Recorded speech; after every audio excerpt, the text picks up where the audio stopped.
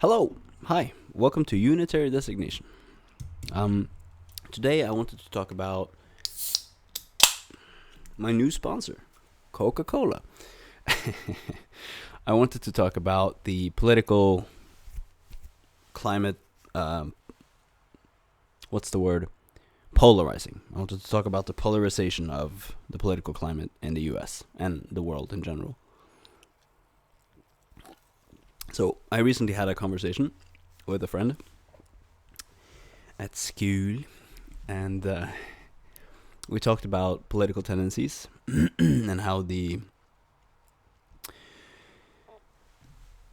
two political camps of left and right, which is an oversimplification, but functional, they tend to spread into these overblown. They tend to fall into these collectivist ideals, right?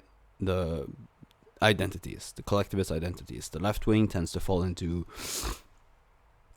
we need to work together, unionize, think in group patterns, and they have a tendency, some part of the left wing, to fall into a victim mentality, like, oh, we're oppressed by the system, the state, the economic realities of the world. And on the other hand, you have the collectivist right wings, which is far more dangerous and just as stupid, but which tends to focus on, I don't carry any collective responsibility, I don't carry any ethical obligations to my fellow man, that sort of thing. So we were just talking about how these camps tend to A, polarize, and B, overgeneralize each other. They don't tend to go towards complex maps of why people get to the positions they hold, let's say. And that in Europe, and especially in Norway where I live, if you say something facetious, something egregious, something wrong, then you're called out on it. If you make statements, political statements that bear no adherence to established facts, common held values, then you're called out on it, and you have to sort of take a break from the public spotlight, or at least retract your statement. And that doesn't happen in America now. The conclusion that we came up with was that it seems to be this sort of throwing everything at the wall and seeing what sticks.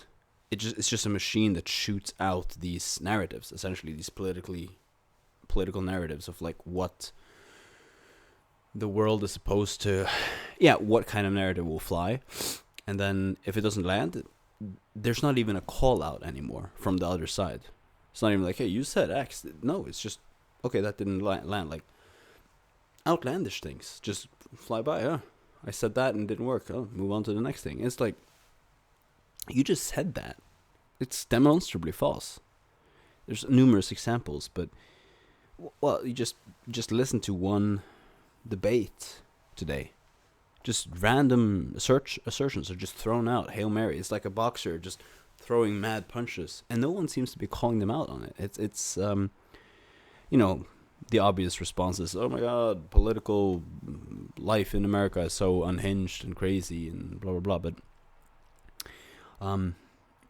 my question is more, why has it gotten there? What is driving this sort of this tendency for lack of reflective thought? Like, one of the ways you get to a point where you're just spitballing in public, you're just shooting Hail Marys, blanks politically, is you've gotten to a point where you have to come up with solutions, or at least talking points, before you have any time to reflect or think about them. And that happens in a atmosphere of stress. That's essentially where that happens. And that's fine if it happens to one party and the other party calls them out on it and say, okay, let's work together, let's step this back. But both parties seems to be spitballing, and there's just no epistemic accountability. The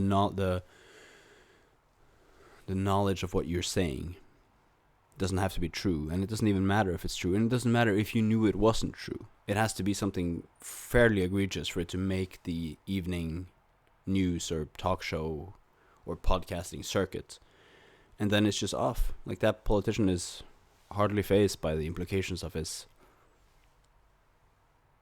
of what he said.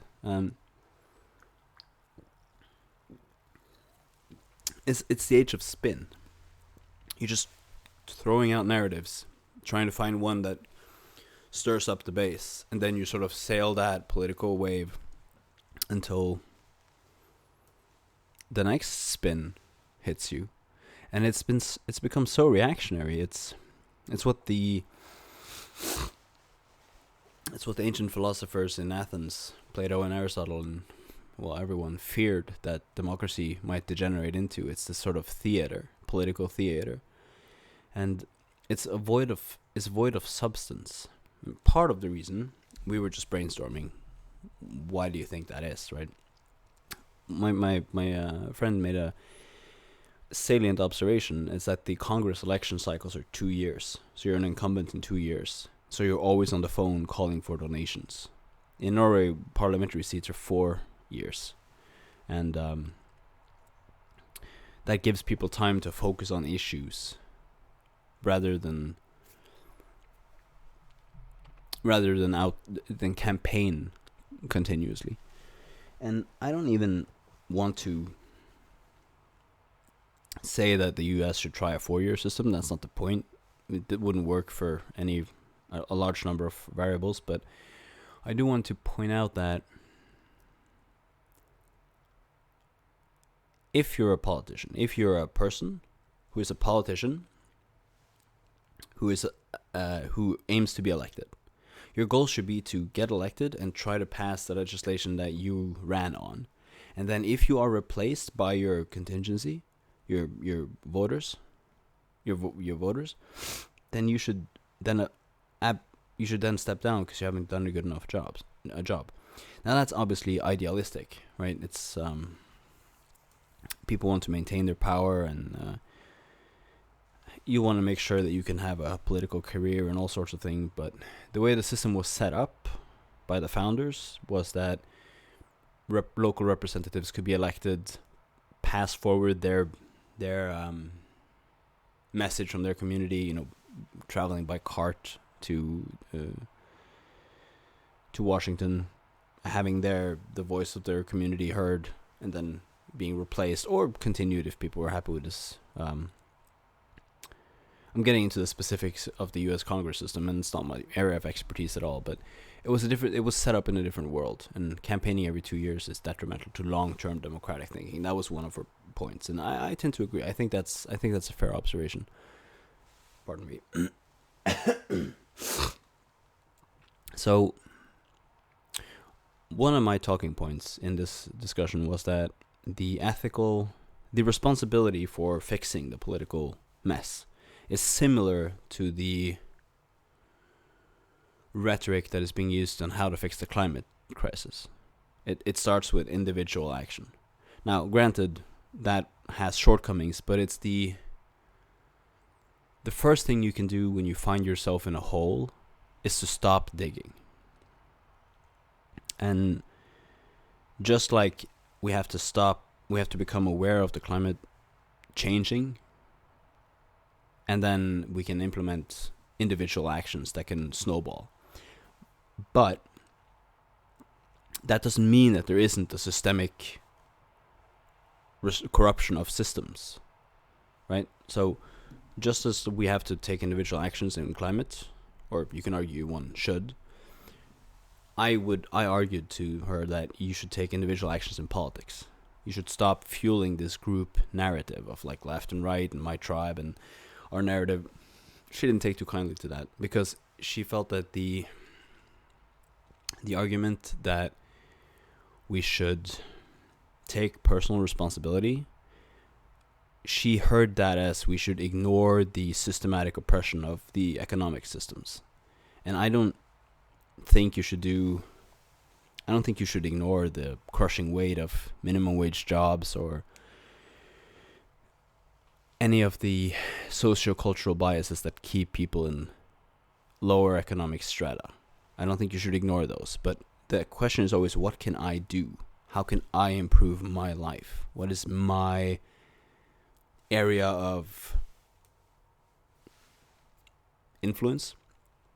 And if you want to sit on your respective group identity and wait for some saintly political figure to change everything for you, you are welcome to implement that. But I actually kind of wanted people to have a chance to at least increase their existential circumstance, their material well-being, or, you know, however you want to define human flourishing, whether it's material acquisition, or whether it's spiritual growth or personal growth or psychological stability or artistic expression, like whatever. The point is, whatever is your goal for your life, you should focus on that and not focus on some grand narrative about an economic system that has screwed you, because that isn't helpful to your maximization of yourself, right? But she was the objection she raised was that ignores putting the responsibility on the individual, ignores the effects of the political and economic system, and it's not up to the individuals to take charge of their lives, it's up to the system to change. And, you know, do we have a perfect system? No. Can the system improve? Yes. Would people's lives improve if wealth was distributed more equally? Yes. Is it ethically right that 80 people should own half the world's resources? No. But given that that's a fact, what can you actually do? We're tired of crying. We actually want to change. So what can you do? Well, you can stop digging your own hole, ideologically speaking. You can stop buying into right-wing conspiracy theories of right-wing nature, and you can stop buying into leftist rhetoric about economic and class warfare. That is, the leftist talking points are based in fact. There are economic oppressions, and systems do keep large numbers of people down. Yes, still doesn't change the fact that your best bet is to take individual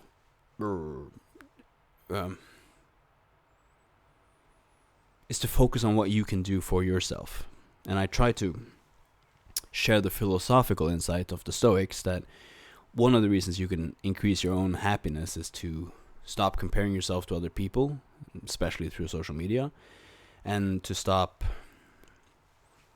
equating material status or material wealth and status with happiness. Like, I tried to give sort of like a philosophical position, and immediately that was shut down, because like, whoa, that would just let the madmen run free. And that is a fair point, but I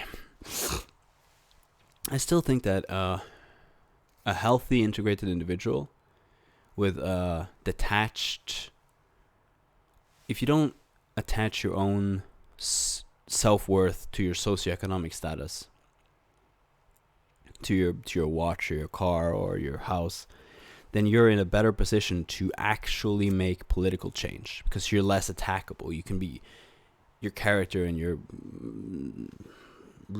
your consistency as an agent can be less subject to machinations politically, and you're more flexible to adapt to your position on the fly. So I made all these points, and some of them she accepted and some of them she didn't. There are, I might add now, that there are parts of a right-wing narrative that makes certain amounts of sense, and there are parts of a left-wing narrative that goes too far. There's a lot of things on the right that go too far, and there's some things on the left that maybe we should talk more about. But whether or not you lean center-left or center-right, the point is that being an individual, not adhering to group identity, to collectivist thinking, to group thinking. It's fun to be part of a crowd. It's a great replacement for religion. and the group environment, the political leader, the ideology, the spreading of the good message to everyone who will listen. It's a great replacement for religion, but it can't fill your existential burden. It can only fill the extent to which you are aware of that burden. The finger poking you on the back saying, hey, pay attention to your existence. That can be doled out by political ideology. It doesn't remove what the finger is pointing to, and it doesn't make the world marginally better or largely better. Huge wealth distribution schemes, leftist wealth distribution schemes, revolutions have not gone well historically. Same systems, new bosses have been instigated and risen to power. Stalin or Lenin or Mao or any of these leaders, left-wing totalitarian leaders, have come in and replaced the old system with a essentially worse system. So, and this democratic message of a functioning individual being represented, voting, being informed, taking the time to educate himself, actually educating himself on all the relevant issues and talking them through in depth with a collective populace. That was the aim of democracy back in Athens, back in Greece when it started. And only land-owning, only people who were invested in the state could vote on the running of the state. And humanity have come a long way. We don't own slaves. We allow women to vote. That's not the point. The point is that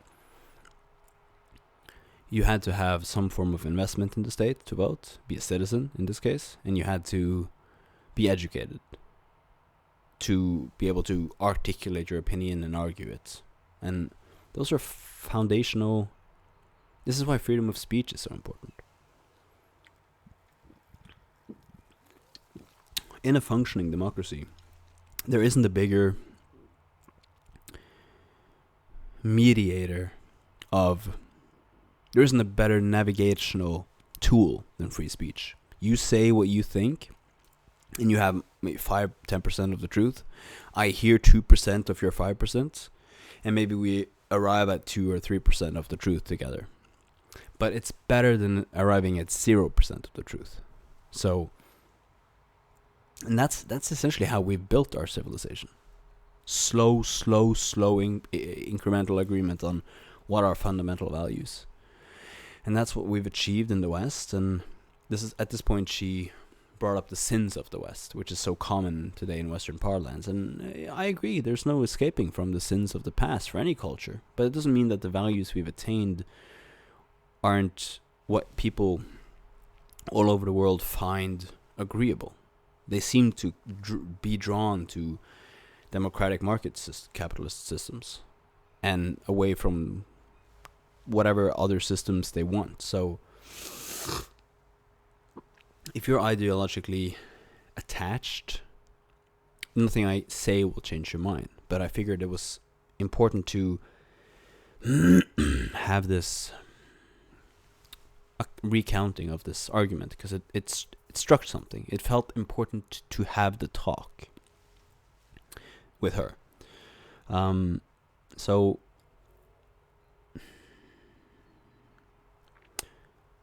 philosophically, the political polarization isn't good. Now, this is a well-established fact. We all agree. And yet we all keep browsing our phones, our Reddits, our Facebooks. We keep doing it. We know it's causing disruptions, not just through misinformation or disinformation. No.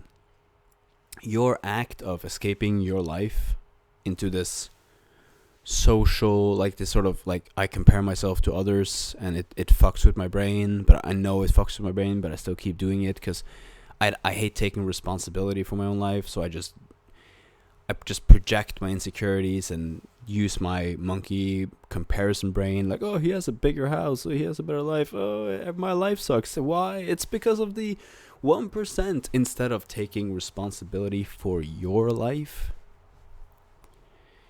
That's the danger. Individual small abdications of responsibility every day. There's nothing wrong with spending 20 minutes a day on Facebook, keeping up with your grandparents or your aunt, but this obsessive performative need to be like, look at me, my existence matters, validate me, make this whole go away. It's so, when that manifests itself politically, and it's going to in the next 20 years, holy, if you thought that the murderous leftist rampages and right-wing rampages of the 20th century was bad, those were functioning people in way better shape than we are, who actually was fairly educated. I mean, more people have access to higher education now, but the Zoomers, as a totalitarian collective, polarized past this point to a point where they actually they draw a line and say, you are not like us, to the right wing or to the left wing. It's not good. And so you're like, you may be thinking, okay, your rant is, it's been well done before. What should I do? What are you getting at? Oh, wise one. Well, you can stop watching this video, and you can not click next video. For starters, you can put down your phone, put down a habit, limit your Facebook use to 20 minutes, eat healthier, read up, listen to things you disagree with, try to understand how other people are thinking, try to invest time in understanding the world. Just take a second to stop digging your own hole and be like, I wonder why everyone thinks differently than me. I wonder why. If I assume it's not because they're evil or retarded, why are they? Just entertain that thought. Read some basic philosophy. Stop filling the hole in yourself with blaming others digitally behind a digital wall. That would be a great place to start. So, I don't know. This was largely unstructured. And I'm leaving a lot of things out from the conversation we had. It was 4 hours long. It was crazy. I still felt like summarizing it and putting it up because maybe someone needs to hear it. Maybe repeating it, maybe me saying it again will help. I try to stay clear of politics, so not my forte. As you can tell, I'm pretty uneducated about it. But yeah, well, okay. Good times. Good talking to you. Hope you're well.